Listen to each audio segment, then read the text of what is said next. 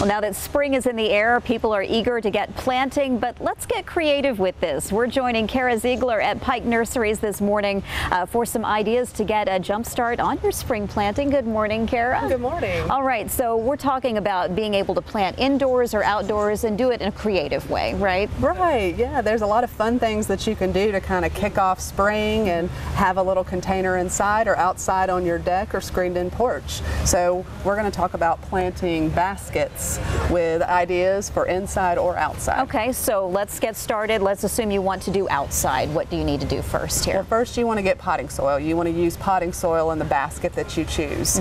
We have a lot of selections here that are good. They have colors that are right for spring, but they also are tolerant of a little bit of cool weather if we have it.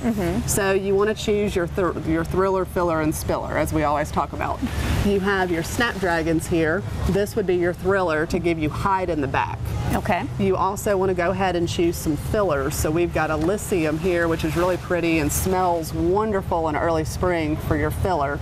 And then you want to choose a spiller. So we've got some pretty ideas from thyme to bacopa, which are really nice and make a pretty basket. Spill over the edge of the basket. Yes. And bringing up the fact that this time of year the weather can change a lot. Having it in a basket, if you have it outdoors, makes it awfully easy to bring it indoors. It does. If it gets below freezing, just bring it right inside and you won't have any problems. Okay, now if you want to keep it indoors, what are some of the options we have? Okay, similar design techniques. So we've got ferns here. Ferns do a good job, especially this asparagus fern being your thriller in the back. We've got kalanchoes that bloom really year round, which is a great option as your filler. And then ivy is always a fun spiller, but it's fun because it'll trail over the side. You can vine it on the top of it for another neat look. Very nice. Okay, so when you put it all together here, you've decided which plants to use. What are some other things that we do to kind of finish this off?